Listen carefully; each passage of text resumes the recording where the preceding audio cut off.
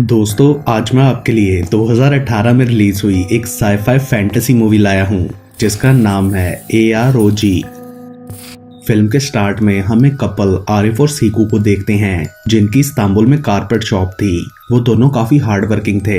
एक दिन आरिफ का एक पुराना दोस्त लोगर अपने असिस्टेंट के साथ उनके पास आके कहता है कि उसने कोई क्रेजी सी चीज डिस्कवर की है जिसे आरिफ को चलकर देखना चाहिए। लेकिन जब आरिफ उनके साथ वहां जाता है तो लोगर उसे पकड़कर बांध देता है और पता चलता है कि लोगर असल में आरिफ की वाइफ को पाना चाहता था, इसलिए उसने ये प्लान बनाया। और जिस चीज की लोगर बात कर रहा था एक्चुअल में वो एक टाइम मशीन थी। एंड देन कुछ एडवांस मैकेनिज्म्स यूज करके लोगर खुद को आरिफ के लुक अलाइक में ट्रांसफॉर्म कर लेता है ताकि सीकू के साथ आरिफ बन के रह सके।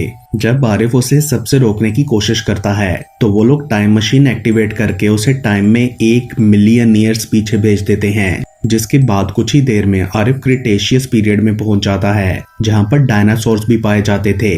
देन उस जगह पर यहाँ वहां फिरते हुए उसे एप्स मिलते हैं। आरिफ उन्हीं के साथ रहना शुरू कर देता है। वो साथ साथ उन्हें एजुकेट करने की भी कोशिश कर रहा था। दिन ऐसे ही गुजरते जा रहे थे और विंटर सीजन आ जाता है जिसमें आरिफ की पी भी फ्रीज होने लगी थी। इसका मतलब उस जगह का टेम्परेचर आज के नॉर्थ पोल के इक्विवेलेंट था। आरिफ ने अपनी फ्रोजन पी से एक डेकोरेशन पीस भी बनाया था। फिर से बहुत सारे महीने गुजर जाते हैं और आरिफ की काफी कोशिश के बाद भी एप्स कुछ नहीं सीख पाते, जिससे आरिफ को रियलाइज होता है कि अगर वो ऐसे ही इनके साथ रहता रहा तो कभी भी अपने टाइम में वापस नहीं जा सकेगा। इसलिए वो ह्यूमन सिविलाइजेशन की तलाश में जंगल की तरफ बढ़ता है। रास्ते में उसका सामना एक फिरोशियस टीरेक्स से होता है जो उस पर रोर कर रहा था। पहले तो आरिफ डर गया था बट उसे रियलाइज होता है कि ये डायनासोर अपने अंडों को प्रोटेक्ट करना चाह रही है, इसलिए वो एज अ फ्रेंडली अप्रोच वहां से चला जाता है। बदले में डायनासोर ने उसे एक बड़ा सा honey nest as a gift दिया था, मगर उस वजह से एक बड़ी सी बी उसके पीछे लग जाती है जिसने आरिफ को डंक भी मार दिया था।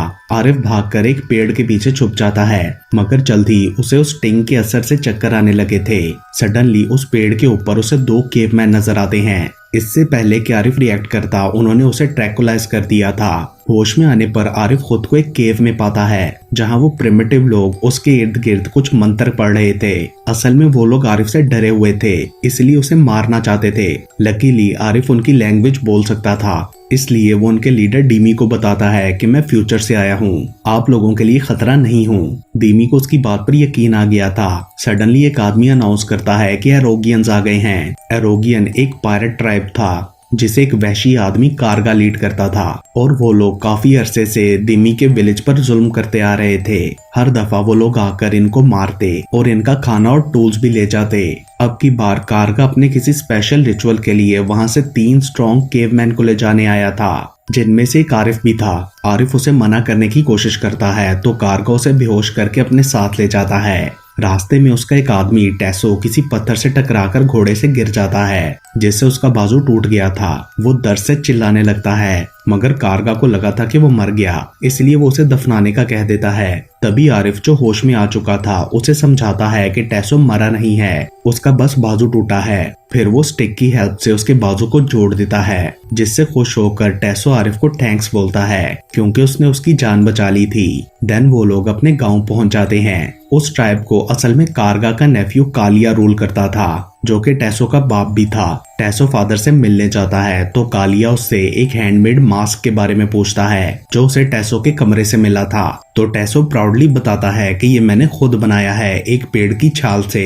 मगर ये सुनकर कालिया दुखी हो जाता है क्योंकि वो अपने बेटे को एक वैशी वॉरियर बनाना चाहता था, ना कि कोई आर्टिस्ट। देन वो अपने बचपन का एक इंसिडेंट सुनाता है जिससे उसके फादर कुमो की लाइफ चली गई थी। वो बताता है कि एक दिन आसमान से अजीब सा स्पेसशिप हमारे गांव आया जिसमें 2 विजिटर थे। उन्होंने कुमो को एक बॉल गिफ्ट की और जब वो जाने लगे तो कुमो एक्साइटमेंट में उनके पीछे जाने लगा गुड बाय बोलने के लिए। तो स्पेसशिप के इंजन से आग लगने पर उसकी डेथ हो गई। तब से कालिया को नई चीजों और इन्वेंशन से नफरत थी और वो ये भी मानता था कि उसके फादर हेवन में हैं और इसलिए उसने एक बहुत ही बड़ा टावर बनाया था ताकि अपने फादर को वापस ला सके। बहुत से लोगों ने उस टावर पर चढ़ने की कोशिश की मगर कामयाब नहीं हो सके। इन 3 लोगों को भी कालिया इसीलिए बंदी बनाकर लाया था, जिस पर आरिफ बोलता है कि वो इस टावर पर जाएगा। बाकी सब उसकी बात सुनकर काफी हैरान होते हैं। देन आरिफ आहिस्ता आहिस्ता ऊपर चढ़ता हुआ टावर के टॉप तक पहुंच जाता है। वहाँ उसे एक आदमी मिलता है जो कि शायद गुमो था। आरिफ उसे वापस ले जाने लगता है तो वो आदमी डर कर नीचे गिरकर मर जाता है, जिसके बाद आरिफ टावर से उतरने लगता है। नीचे पहुंचने पर एरोगियन ट्राइब के लोग उसे देखकर शॉक रह जाते हैं, क्योंकि पहली बार कोई इस टावर से जिंदा वापस आया था। वो सब बहुत खुशी से आरिफ को वेलकम कर रहे थे। कालिया दुखी तो था कि आरिफ उसके फादर को वापस नहीं ला सका, मगर वो उसे माफ कर देता है। टेसो भी आरिफ की बहादुरी से काफी इम्प्रेस हुआ था, इसलिए वो स्टोन पर उसकी पिक्चर बनाता है। आरिफ को उसकी ड्राइंग काफी अच्छी लगी थी। वो तारीफ करता है तो टेसो से अपनी ऐसी बहुत सी ड्राइंग्स दिखाता है, जिसमें उसने एक लड़की मिमी की ड्राइंग को भी छुपा रखा था। मिमी दूसरे ट्राइब की थी और टेसो को उस पर क्रश था। ये देखकर आरिफ को सीकू की याद आ जाती है। वो टेसो से कहता है कि उसे सारे टूल्स ला कर दे ताकि आरिफ अपने टाइम में वापस जा सके, मगर टेसो ये कहकर इनकार कर देता है कि ये इम्पॉसिबल है, क्योंकि कालिया ने सब इक्विपमेंट्स को एक केव में लॉक कर रखा है और किसी को भी उन्हें यूज करना मना था। लेकिन जब आरिफ उसे प्रॉमिस करता है कि इसके बदले वो उसे मिमी के साथ सेट करवा देगा, तो टेसो मान जाता है। एंड देन उस रात वो दोनों टूल्स लेने के लिए केव में जाते हैं, मगर तभी कारगा उन्हें पकड़कर कालिया के पास ले जाता है। कालिया को ये देखकर बहुत दुख हुआ था कि उसका बेटा एक चोर बन चुका है। वो फौरन ही उसे डिसऑन कर देता है, जिसके बाद आरिफ और टेसो गांव छोड़कर चले जाते हैं। जंगल में फिरते हुए उन्हें एक जगह मिमी और उसकी दोस्तें मिलती हैं, जो रिवर पर नहा रही थीं। पहले तो मिमी टेसो के साथ रूड बिहेव करती है, क्योंकि वह रोगियन से नफरत करती थी, मगर जब आरिफ उसे टेसो की बैक पर बना टैटू दिखाता है तो मिमी का बिहेवियर बदल जाता है। उसके बाद वो सब लोग दिमी के विलेज जाते हैं तो आरिफ उनसे न्यू सिविलाइजेशन बनाने की बात करता है। वो दिमी को ये भी बताता है कि कालिया की केव में बहुत सारे यूजफुल गैजेट्स हैं, जिसे चुराने में आरिफ को दिमी की हेल्प चाहिए थी। ये सुनकर दिमी और उसकी टीम फौरन से हेल्प के लिए मान जाते हैं, क्योंकि मॉडर्न टूल्स और टेक्नोलॉजी को हासिल करने के लिए वो लोग बहुत एक्साइटेड थे।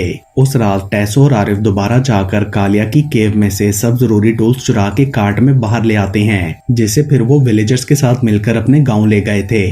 उन टूल की हेल्प से आरिफ नेसेसरी इन्वेंशंस बनाना स्टार्ट कर देता है, जिनसे मैनकाइंड को इन्वॉल्व होने में मदद मिली थी। और इस तरह जल्दी गांव के सब लोग इन नई चीजों के आदी हो गए थे। उनकी लाइफ बहुत आसान होती जा रही थी, क्योंकि आरिफ की मदद से उन्होंने हजारों साल पहले ही तरक्की कर ली थी। औरतें खाना बनाती थीं और बच्चे स्कूल जा सकते थे। आरिफ को उस गांव का मिनिस्टर बना दिया जाता है, मगर वो इससे खुश नहीं था, क्योंकि लोगों के इंटेलिजेंस में कोई चेंज नहीं आया था। दूसरी तरफ कालिया को आखिर पता चल चुका था कि आरिफ और टेसो ने उसकी केव को रॉब किया है। वो गुस्से में कारगा को उन्हें मारने के लिए भेजता है। वहां पहुंचकर कारगा सब न्यू इन्वेंशंस को देखकर हैरान रह गया था। वो कहता है कि ये सब उसे दे दी जाएं, मगर आरिफ उसका मजाक उड़ाकर वहां से भेज देता है, जिससे कारगा गुस्सा होकर ये कहते हुए वहां से चला जाता है कि वो अपनी आर्मी के साथ वापस आएगा बदला लेने के लिए। उसके बाद आरिफ टेसो, मिमी और कुछ बच्चों के साथ जंगल में पिकनिक के लिए जाता है। जब वो लोग वापस आते हैं तो सारा विलेज टूटा फूटा था, मतलब एरोगियन सब कुछ ले गए थे। इन सब झगड़ों से फेडअप होकर आरिफ कालिया के पास जाता है और एक प्रपोजल देता है कि दोनों विलेजेस के दरमियान एक फुटबॉल गेम होगा, जिसमें 6-6 लोग खेलेंगे। अगर हमारी टीम जीत गई तो कालिया को सब इक्विपमेंट्स वापस करने होंगे, और अगर कालिया जीत गया तो आरिफ उसे पहले से भी बड़ा टावर बनाकर देगा, ताकि वो अपने फादर को वापस ला सके। सरप्राइजिंगली कालिया बिना किसी हेसिटेशन के झट से मान जाता है, और तभी रिवील होता है कि एरोगियंस कोमो की याद में बॉल गेम्स खेलते आ रहे थे, और उन्होंने उसकी वो स्पेशल फुटबॉल एक खजाने की तरह संभाल कर रखी थी, इसलिए उसे फुटबॉल टीम बनाने में कोई मसला नहीं था। वो 6 फिट और स्ट्रॉन्ग बंदों को चूज कर लेता है। दूसरी तरफ आरिफ भी प्लेयर्स ढूंढ रहा था, मगर वहां तो किसी ने फुटबॉल का नाम भी नहीं सुना था। तभी मिमी बताती है कि यहाँ पर एक बूढ़ा आदमी कुहारा है, जो पहले एरोगियंस का गोलकीपर हुआ करता था, जिसे एक मैच में 8 गोल्स पड़े और उसने रिटायरमेंट ले ली। आरिफ उसे खेलने के लिए मनाने की कोशिश करता है, मगर उसने मना कर दिया था, इसलिए दिमी बोलता है कि वो गोलकीपर बनेगा। आरिफ और टेसो टीम के फॉरवर्ड स्ट्राइकर्स बन गए थे, और बाकी 3 लोगों को उन्होंने रैंडमली चूज कर लिया था। उसके बाद वो सब लोग ट्रेनिंग स्टार्ट करते हैं। मिमी और दूसरी लेडीज ने मिलकर उनके लिए फुटबॉल जर्सीज बनाई थी। एंड देन कुछ दिनों की ट्रेनिंग के बाद आरिफ की टीम अच्छा फुटबॉल खेलने लगी थी। जल्दी मैच का दिन आ जाता है। सब लोग बहुत ज्यादा एक्साइटेड थे, बट अनफॉर्चुनेटली स्टार्ट से ही एरोगियंस की टीम गेम को डोमिनेट करने लगी थी। उन्होंने बहुत आसानी से 4 गोल्स कर लिए थे।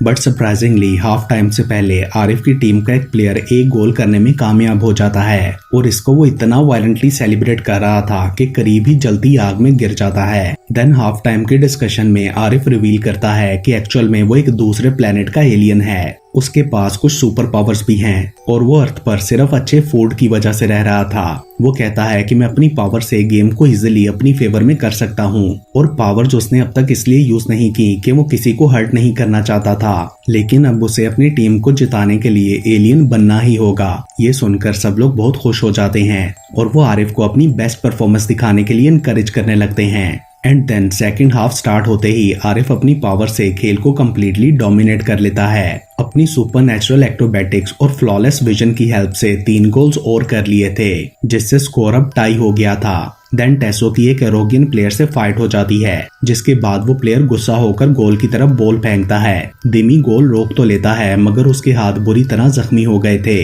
इसलिए कुहारा उसकी जगह खेलने के लिए आता है, जो कि ईंट की दीवार साबित हुआ था। अपनी तरफ आने वाला हर गोल उसने रोका था। एंड देन लास्ट के कुछ सेकंड्स में आरिफ हवा में छलांग लगाकर एक फेरोशियस शॉट मारता है, जिससे उनका गोल हो गया था और उनकी टीम जीत जाती है। सारे लोग खुशी से पागल हो गए थे। कालिया भी क्लैप करके उन्हें कांग्रेट्स करता है। एंड देन आरिफ से कहता है कि डील के अकॉर्डिंग अब वो विलेजर से दूर रहेगा, मगर इस सब के बाद भी आरिफ दुखी था, क्योंकि उसके ख्याल में लॉगर ने अब तक तो उसकी वाइफ को हासिल कर लिया होगा, इसलिए वो गांव से जाके हमेशा ही ऐसे आवारा घूमते फिरते रहने का प्लान करता है। जाने से पहले वो अपनी वॉच और एंगेजमेंट रिंग टेस और मिमी को गिफ्ट करता है। सडनली एक ब्राइट फ्लैश अपीयर होता है और उसमें से सीकू निकलती है। आरिफ अपनी वाइफ को देखकर काफी खुश हो गया था और यहाँ रिवील होता है कि जब आरिफ लॉगर के साथ चला गया तो पीछे सीकू ने इंटरनेट पर 1 मिलियन ईयर्स पुरानी वॉच और रिंग के बारे में देखा, जो एक आर्कियोलॉजिस्ट के ग्रुप को केव में से मिली थी। उनके बारे में और ज्यादा सर्च करने पर उसे पता चलता है कि वो तो असल में आरिफ की थी। एंड देन सारी कड़ियां मिलाने के बाद सीकू जान गई कि जो आरिफ उसके पास है वो असल में इम्पोस्टर लॉगर है, इसलिए सीकू ने उसे गन पॉइंट पर लेकर आरिफ की लोकेशन के बारे में पूछ लिया था और फिर उसकी टाइम मशीन के थ्रू वो यहाँ आ गई। एंड देन वो दोनों विलेजर्स को गुड बाय बोलकर अपने टाइम में वापस चले जाते हैं और वहां पहुंचते ही उन्होंने लॉगर को उस प्रिमिटिव विलेज भेज दिया था। पहले तो वो लोगों से आरिफ समझकर आराम से बात करते हैं, लेकिन जब लॉगर फजूल बातें करने लगता है तो वो समझ जाते हैं कि ये एक इम्पोस्टर है। कालिया और उसके लोग ये भी समझ गए थे कि वो लॉगर का ही स्पेसशिप था जिसकी वजह से कुमो की डेथ हुई और वो लोग गुस्से में उसकी तरफ बढ़ने लगते हैं। लॉगर ये देखकर डर गया था। वो उन्हें खुद से दूर रहने का कहता है, मगर वो नहीं मानते और इसके साथ ही ये मूवी यहीं पर खत्म हो जाती है।